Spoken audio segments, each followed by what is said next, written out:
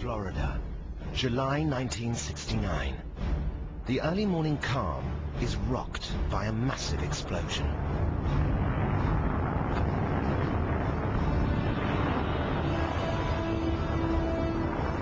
The blast, as powerful as 200 tons of TNT, heralds the start of one of the greatest endeavors in history, the first mission to the moon. Tower cleared. We all think we know the tale of Apollo 11's triumphant success, but behind this legend lies a very different story. The untold account of how close the mission came to tragedy. Now, nearly 40 years later, men on that famous adventure reveal what really happened on the first voyage to the moon. We discover how the lunar module lost all contact with Earth and was almost out of fuel, heading for a boulder-filled crater. How astronauts believe they encountered a UFO in deep space, an event covered up until now. Classified documents show how President Nixon prepared an emergency speech when fears grew that the crew would get stranded.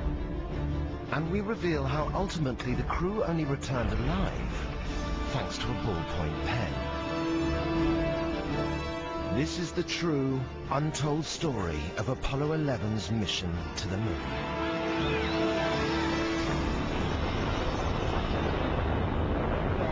We have a liftoff, 32 minutes past the hour. Liftoff on Apollo 11. It is July 16th, 4 hours before blastoff. Since early morning, Apollo 11's crew have been preparing for the most dangerous mission in history, the first lunar landing.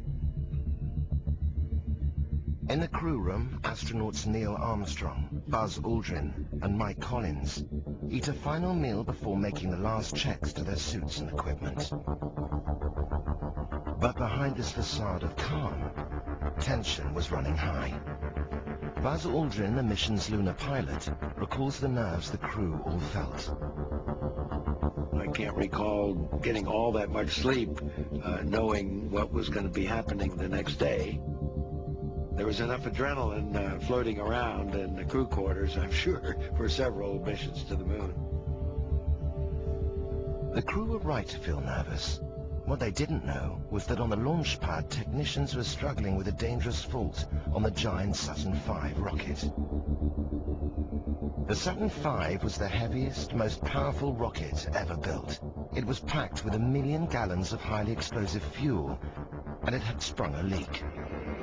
120 feet below, technicians still working on a leaking valve that replenishes the hydrogen fuel supply for the Saturn V rocket.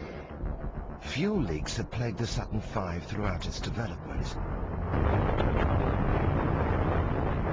One stray spark on the launch pad could destroy the rocket and its crew. Gene Kranz, the flight director monitoring the countdown at Mission Control in Houston, was well aware of the risks. A space mission will never be routine because you're putting 3 humans on top of an enormous amount of high explosive.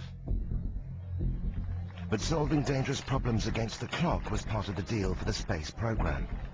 The rocket had to leave on schedule.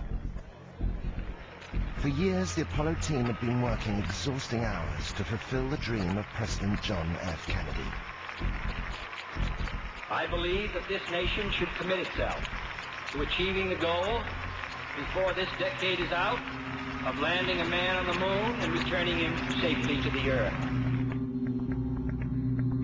Well, I was working 20-hour days for weeks, so it was a rather hectic and very busy time. T-minus 2 hours, 33 minutes, 45 seconds and counting. This is Kennedy Launch Control. With the minutes ticking away, technicians armed with special monkey wrenches seemed to have fixed the hydrogen leak. NASA decided to give the go for launch. Apollo 11 would blast off on time.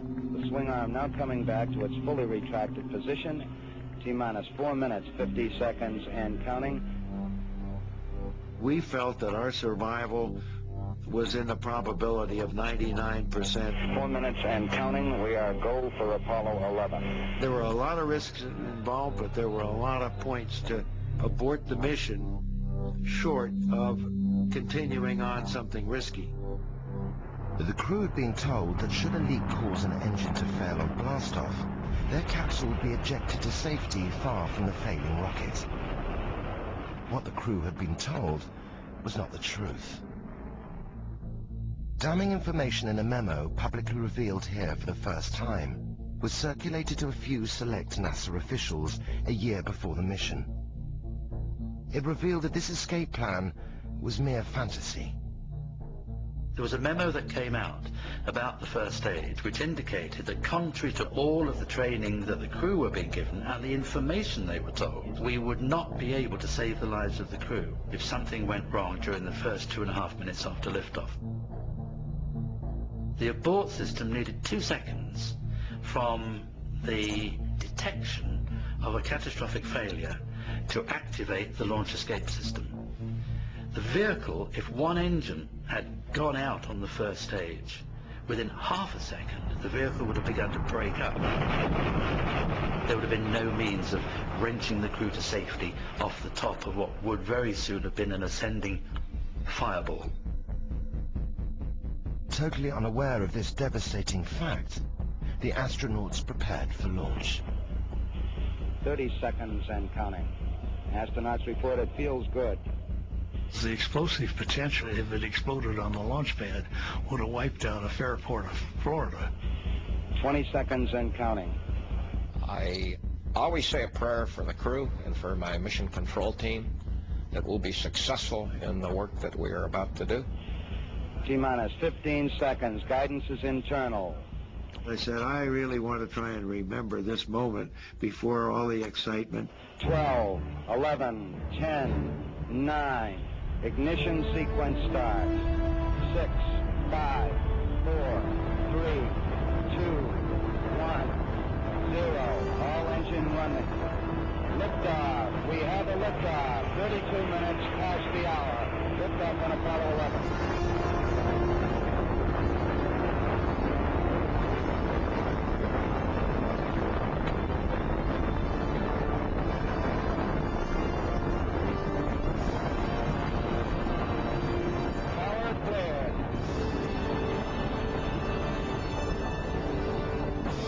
As Apollo 11 left the pad, the astronauts were unwitting players in a massive gamble.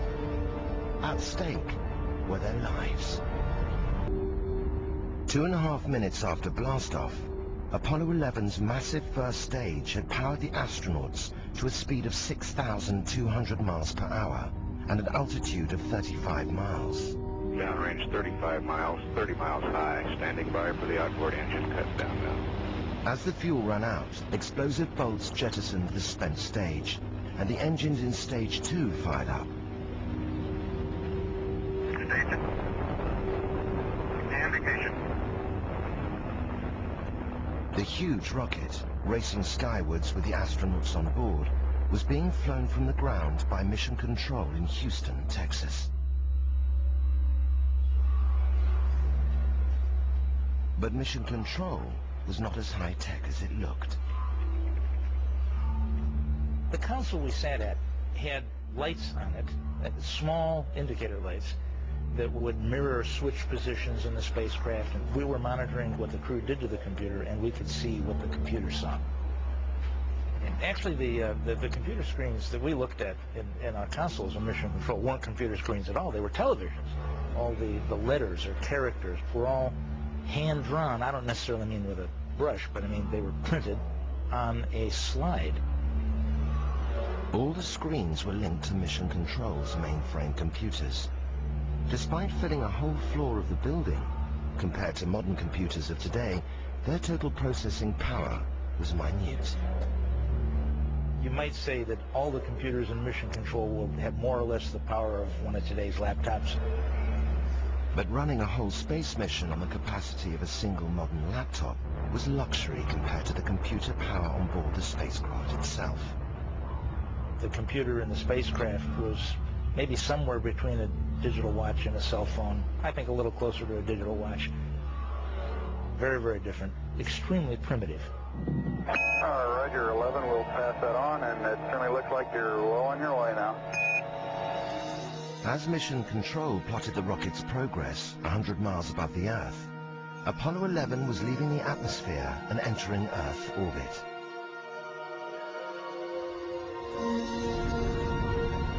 The crew now jettisoned the final stage of the rocket to prepare for the 260,000-mile journey to the Moon. Apollo 11, over. Go ahead, 11. As Apollo flew on, hundreds of communications ping-ponged between the spaceship and the ground. Failing to comprehend just one message could spell disaster.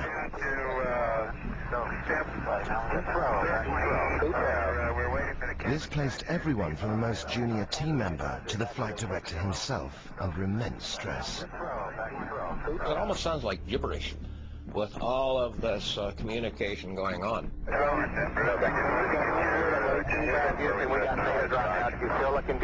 Normally in mission control, I would listen to 5 to 7 communications simultaneously. With practice, you can pick out that communication which is essential to you doing your job. But 3 days and 200,000 miles into the flight, Mission Control did miss the significance of a cryptic message from the astronauts. Do you have any idea where the S4B is with respect to us? Stand by. The crew required information on the current position of the S4B, the final stage of the rocket which had been jettisoned away 2 days earlier. This short message hid an extraordinary turn of events. Apollo 11 wasn't alone in space. There was something out there that was close enough to be observed, and what could it be? Traveling alongside Apollo 11 was a mysterious object, like this one filmed on a later mission. If the object wasn't part of Apollo's rocket, it could be only one thing: a UFO. Mike decided he thought he could see it in the telescope, and he was able to do that. And when it was in one position, that it had a series of ellipses. But when you made it real sharp, it was sort of L-shaped. That didn't tell us very much. NASA knew very little about the object reported by the Apollo 11 crew. It was obviously an unidentified flying object, but such objects were not uncommon, and the history of even Earth orbit space flights going back over the previous years indicated that several crews saw objects. Despite having a clear view of the UFO, the crew were wary of reporting it to Mission Control. Now, obviously, the three of us were not going to blurt out, "Hey, Houston, we got something moving alongside of us, and we don't know what it is. You know, can you tell us what it is?" We weren't about to do that, because we know that those transmissions would be heard by all sorts of people, and who knows what somebody would have demanded that we turn back because of aliens or whatever the reason is. So we didn't do that, but we did decide we just cautiously ask Houston, how far away was the S4B? Unaware of the drama unfolding in space, Mission Control radioed the position back to Apollo 11. Apollo 11, Houston, the S4B is about 6,000 nautical miles from you now, over.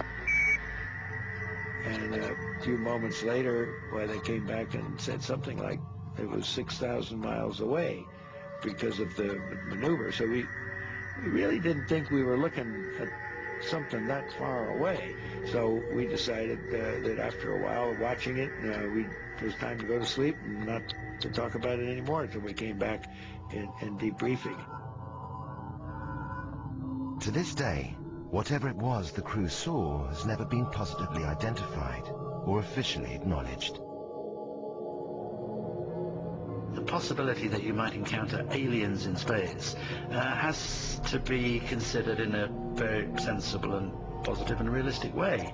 There are a lot of people within the program who went off later and became convinced that UFOs existed.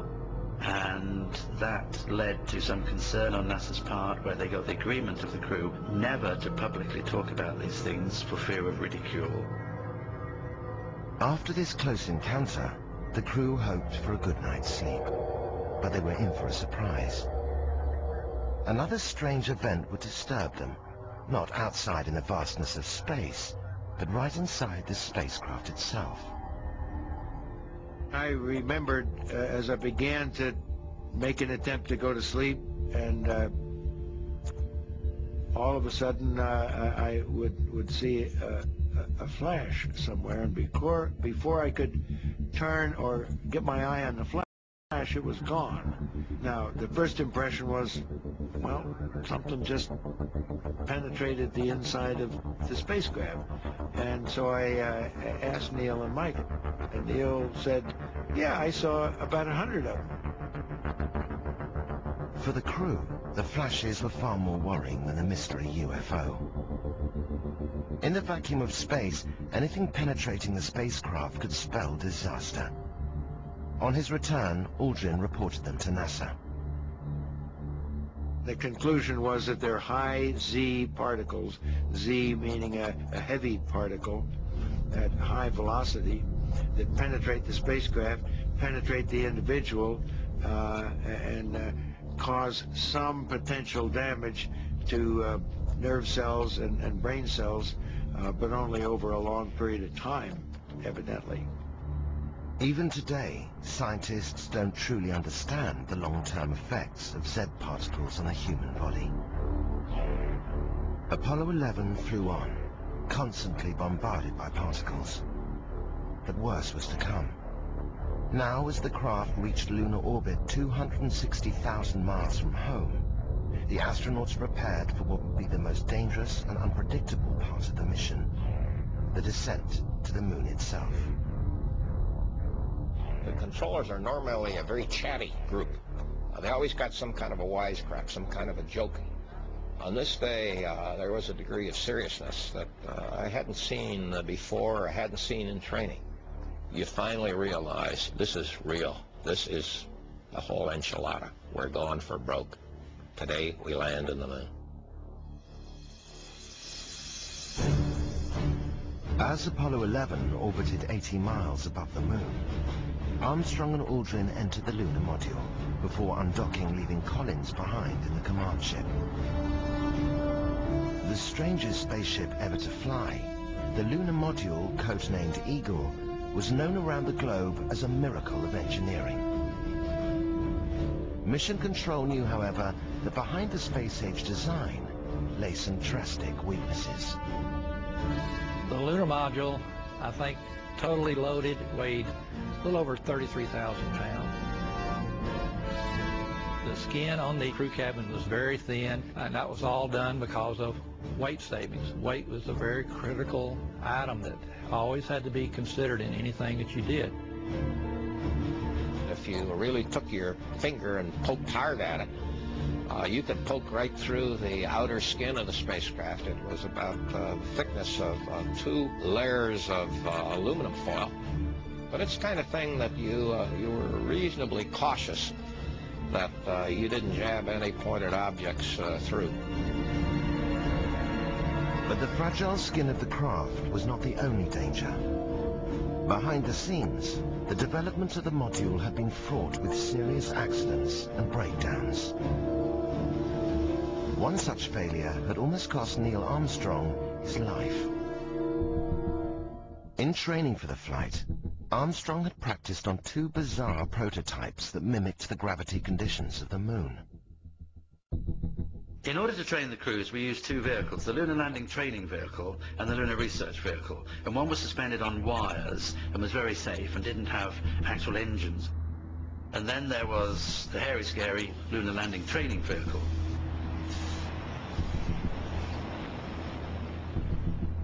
Buzz Aldrin already had his doubts about the lunar trainer.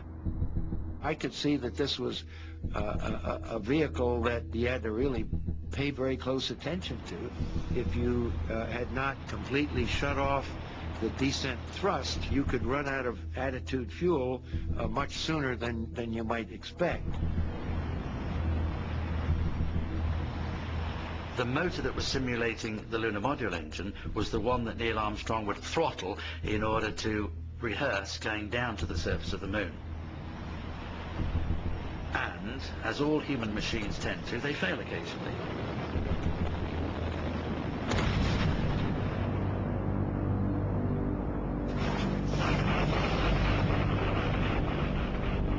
Despite the disaster, NASA chiefs were impressed with Armstrong's quick reactions. Neil Armstrong really got an assured ticket to a flight on Apollo 11 because of his success in saving his own life and ejecting when he came within a fraction of a second of death. With no second chances in space, Armstrong and Aldrin would now have to pilot the real lunar module faultlessly on its designated flight path around the dark side of the moon before the final landing attempt. Immediately, things started to go wrong. As soon as the spacecraft came around from behind the moon, we got tracking data that indicated it was not on the proper trajectory. My guidance officer, Steve Bales, calls out flight. I've about halfway to my abort limit here. We seem to be out in our radial velocity. As soon as he said the words halfway to our abort limit, our communications were all broken. We couldn't communicate with the lunar module.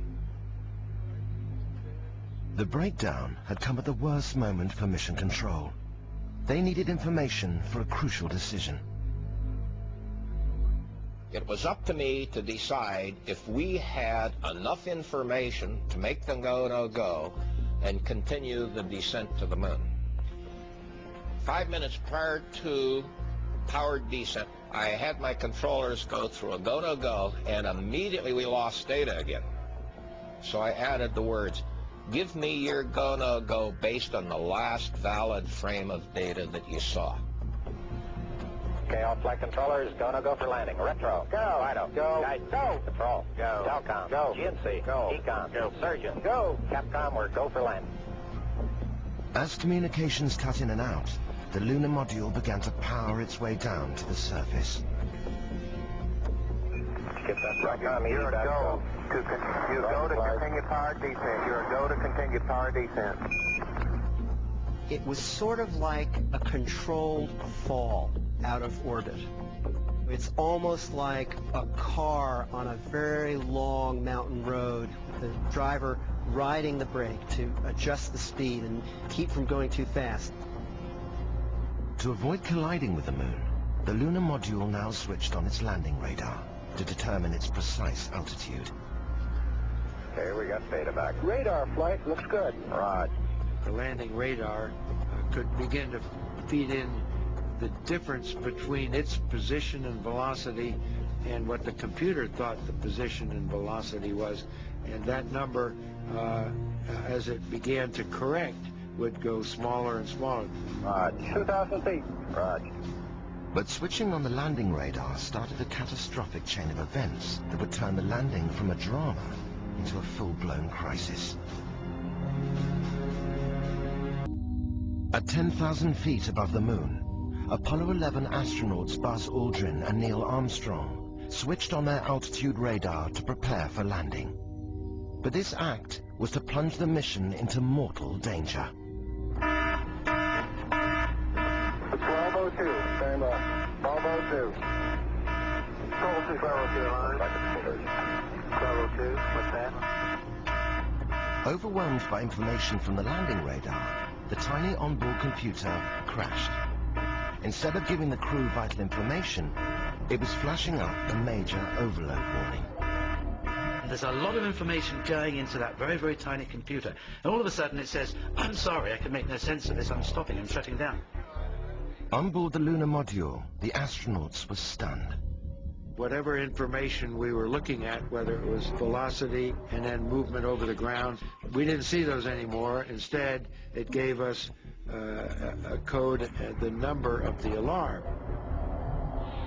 It was disturbing, it was distracting. We were looking at it, wondering what it meant. Perhaps even more disturbingly, no one at Mission Control had any idea what the alarm meant either. In desperation, they turned to 24-year-old backroom computer whiz kid Jack Garman for advice as to whether the mission could continue.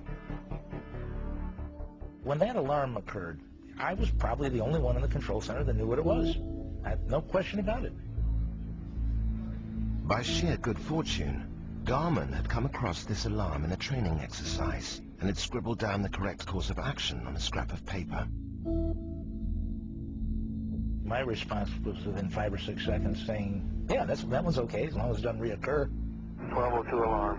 It's executive overflow. If it does not occur again, we're fine. Garman advised that if the alarm was a one-off, the mission could continue. But the problem wasn't about to go away. The landing radar continued to overload the computer.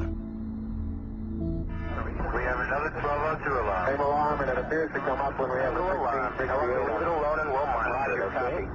Now, of course, when it happened again, I was a little nervous. We all were. Is it going to start happening real often? And it's going to lose control of itself and won't be able to command the vehicle. That was a little nerve-wracking. With the computer plunging the module into chaos, Armstrong decided to override it and take manual control of the vehicle. But by now, the spaceship had veered a long way off course.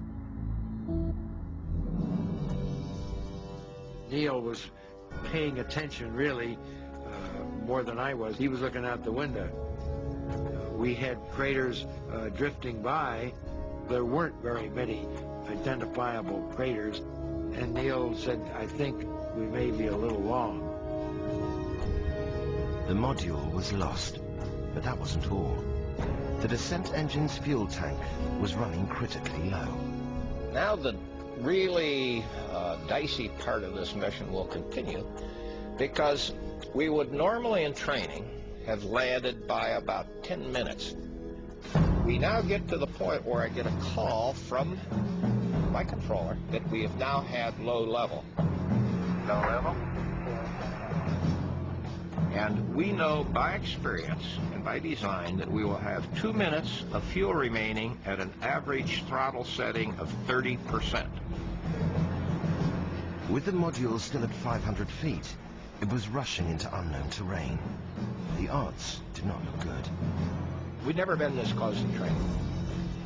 We start a clock running, a stopwatch, in the back room with the controller, and he is now calling off seconds of fuel remaining. My spacecraft communicator says, Flight, we better get pretty quiet now. Okay, the only call outs from now on will be forward. At that point, things really started to get pretty tense because, Armstrong knew that the fuel supply was dwindling. He had to find a safe spot to land, and he looked out the window and saw this crater the size of a football field with these boulders the size of small cars all around it, and that's where the computer was taking them. With the fuel running out, the astronauts were faced with a dilemma. 100 feet, 3.5 down, 9 forward. The easiest thing to do is to just slow the rate of descent and fly over whatever it is. That takes longer, burns more fuel, and makes fuel quantity at touchdown a little less. We get a call that we've had 60 seconds. We pass this up to the crew. Head looking good, down and a half. Gotcha. 6 forward. 60 seconds. 60 seconds. I seem to recall we were a little over 100 feet. And without trying to disturb Neil's concentration, I was giving him a little body English to get on the ground as soon as you can. I look at the descent rate and say, boy, we're really going to have to drop this guy down towards the surface. And there, it's going to be close. And 4 forward. 4 forward, drift into the right a little. 30 seconds. 30 seconds forward. We always said in the simulators, if they got to 30 seconds, forget it, scrub and abort. But in that little window, Neil Armstrong could see the lunar surface coming up, and he knew that if he kept going, he would put it down. I could see the shadow getting bigger and bigger because the sun was behind us, and we were getting closer and closer to the shadow of the lander, and the dust began kicking up. Picking up some dust. 30 feet, 2.5 down. Contact light. Okay, engine stop. Seeing her in. Apollo 11 had landed, with barely 15 seconds of fuel to spare. Tranquility Base here. The Eagle has landed. Roger, Tranquility. We copy you on the ground. You got a bunch of guys about to turn blue. We're breathing again. Thanks a lot. Thank you. The team completed the post-landing checks. Only then could they reflect on what a very close call it had been. Things are kind of in slow motion. You are in somewhat control of what you're doing. But afterwards, you know, you may faint because you realize how close it was. I personally felt physically sick, and I was shaking. Because after years of work, you don't think of how you're going to prepare yourself for the moment. Originally, it was determined the crew would go to sleep as soon as they got to the moon, but I mean, the adrenaline must really be pumping. Nobody's going to go to sleep. Immediately, Buzz Aldrin and Neil Armstrong got into their bulky spacesuits. They prepared to make history. The world waited and waited for Armstrong to appear, but no one emerged from the module. Unbeknown to everyone, the astronauts' moment of triumph was being held up.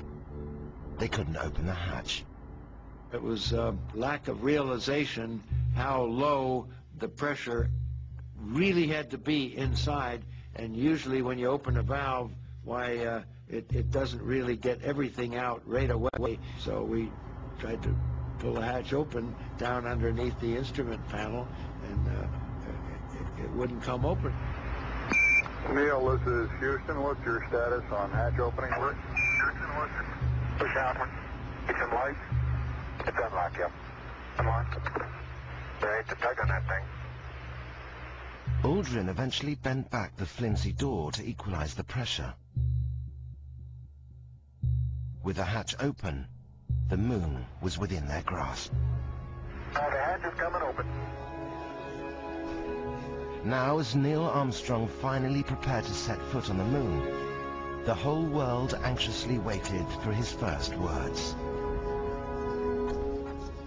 That's one small step for man, one giant leap for mankind. That's one small step for man, one giant leap for mankind. And I think it's a beautiful quote. It's very symbolic and very, very well done. Those words were great. They represent the first movement of mankind off our planet. Okay, ready for me to come out? All set. After 15 minutes, Aldrin left the module to join Armstrong on the surface. Both hands down, the rest of the fluid flowing up. There you go. Now, for the first time, astronauts could experience the reality of being on the moon. Standing under lunar gravity with the very soft, maybe inch or so of lunar dust, there's not much of a feeling that's translated at all from stepping on different portions of the surface. It's quite smooth, and it's easy to push off with your feet and just put a foot out there. You can look out at the horizon and see very clearly, because of no atmosphere, haze, or anything. You can see objects very, very clearly. Beautiful view. Isn't that something? The best way to describe what we were looking at was just utter desolation with no signs of life whatsoever. Biggest thing about the moonwalk scientifically was get a sample of the moon. There were 2 rock boxes made out of aluminum. They were supposed to be filled with samples of dust and rock and brought back to Earth, and see what that might tell us about the history of the moon. Aside from that, there was a seismometer to detect moonquakes and see if the moon had any geologic activity. But while Armstrong painstakingly performed these scientific tasks, to millions of viewers, Aldrin appeared to be skipping aimlessly around the moon. The truth behind this bizarre behavior can now be revealed. Buzz decided to experiment with locomotion on the moon. And this was actually something that he had planned, that was a specified objective before the flight. They had plenty of footage of us walking slowly, but then I wanted to try and move in sort of a kangaroo hop, making a turn. It's sort of like the lead that a horse has in turning and with his front feet is sort of a 1-2, 1-2, 1-2, and that does give you naturally the best control on the surface of the moon. As Aldrin galloped around, he was interrupted by the longest distance phone call in history. It came from President Nixon in the White House. Go ahead, Mr. President. This is Houston out. Hello, Neil and Buzz. I'm talking to you by telephone from the Oval Room at the White House. And this certainly has to be the most historic telephone call ever made. Nixon had been quick to cash in on the massive global interest in the moon landing. But behind the scenes, he was concerned. What were the chances of the crew ever leaving the moon alive? Of all the dangers, the next stage of their mission was the most risky of all. Again, the lunar module was at the heart of the problem. The serious concerns in the design of the lunar module was that you only had one engine that had to fire to get off the surface of the moon. In earlier test flights, the engine had given grave cause for concern. The ascent engine failed on the 6 times it was tested in space, on at least 3 of those occasions to some degree or other. So there was a 50-50 chance that that engine would work exactly as planned. If for some reason the ascent engine didn't work, there was no way to rescue the crew, and basically the crew was lost. Nixon became so concerned about the astronauts becoming stranded that his aides prepared a memorial speech to be broadcast worldwide. This classified document remained buried in government archives for over 30 years. Fate has ordained that the men who went to the moon to explore in peace will stay on the moon to rest in peace. These brave men, Neil Armstrong and Edwin Aldrin, know that there is no hope for their recovery. But they also know that Buzz Aldrin and Neil Armstrong, however, would never have given up hope. Rather than worry about things like that, we'd face them when the time came. Well, we'd work as hard as we could to fix the problem until the oxygen ran out and we just fell asleep. Negative. Head on up the ladder, Buzz. With possible engine failure weighing on their minds, the astronauts returned to the module from their 2-hour moonwalk, only to make a shocking discovery. In looking around at some of the lunar dust on the floor, I discovered something that really didn't belong there, the broken end of a circuit breaker. In the cramped conditions of the module, their bulky spacesuits had snapped off the very circuit breaker essential for starting up the engine. Houston, Tranquility, do you have a way of showing the configuration of the engine arm circuit breaker? Because the end of it appears to be broken off. Mission Control were powerless to help. If the engine could not be started by some workaround means, there would be no rescue available. It was up to the astronauts to improvise a solution using only items they had with them on board. To this day, Aldrin treasures the everyday object that saved their lives. These are my memorabilia that represents our solution to a somewhat critical problem. In the countdown procedure, I used a pen, one of several that we had on board that didn't have metal on the end, and we used that to push the circuit breaker in. Okay, master arm on. Aldrin jammed his pen into the circuitry, and with Armstrong at the controls, Apollo 11 engaged the engine and hoped for the best. 9, 8, But would this desperate measure be enough to save their lives? stage, engine on ascent, proceed.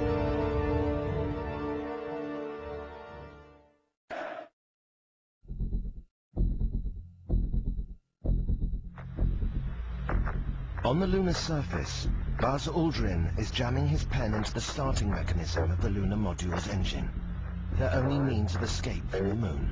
7, 6, 5, fourth stage, engine arm ascent, proceed.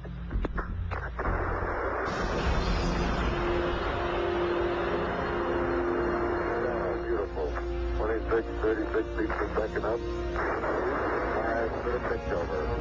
Aldrin's ingenuity had saved the pair from a lonely death. It remained for the crew to rendezvous with the command ship orbiting far above the surface. Okay, Mike. I'll try to get position here, and then you got it. Only when this maneuver was accomplished could the crew begin to believe that Apollo 11 might bring them and their precious cargo of moon rock safely home. Once we left lunar orbit, that gave us, for almost the first time, a relaxed sensation of we're heading home, we're looking to come back, and then have our own slightly late celebrations. But they weren't home and dry yet. 8 days after the start of their mission, Apollo neared the Earth to prepare for the last great danger, re-entry. If the module approached the atmosphere from the wrong angle, it could burn up or simply bounce off into space. If you come in too steep, you're going to have very high G-forces, high temperature. If you come in too shallow, you won't slow down below orbital velocity before you start gaining altitude and going back out again. And of course, under those conditions, you may not have enough oxygen to survive coming back in again. See you later. There's blackout. The intense heat of re-entry caused a total communication blackout with the module. For 4 anxious minutes, no one on the ground would know if the tiny craft had survived the high temperatures. Off the coast of Hawaii, Nixon, aboard the carrier USS Hornet, awaited his next photo call. At blackout, we were showing velocity 36,237 feet per second. Range to go to splash 1,510 nautical miles. We were excited, all right. We were just wondering, would the parachutes open? Apollo 11, this is Hornet, over. Apollo 11, read your loud and clear. At 15,000 feet, the 3 parachutes deployed. Against all the odds, Apollo 11 was coming home. And somewhere, I guess, below 10,000 feet, we could smell salt air. And that was quite a welcome home sensation. In the back of my mind, I could almost hear President Kennedy's words. We choose to go to the moon. We choose to go to the moon in this decade and do the other things. Not because they are easy, but because they are hard. Now, all the close calls, equipment malfunctions, and human errors that nearly cost the crew their lives were forgotten. The first lunar landing was a success. NASA believed itself to be invincible. The feeling was definitely there that, man, just throw any challenge at us and we can meet it. We can do anything. You want us to go to Mars? We'll do that. You want us to build a space station? We'll do that. You want us to build a reusable space shuttle? Sure, we'll do that too. But over 30 years later, and with the reality of losing shuttle missions in space, the men on the Apollo team now realize just how lucky they have been. If we were to approach somebody today with the idea of flying to the moon like we had in 1969, they would laugh in our face and say, there's no way that you're going to be able to do that. It's not safe enough.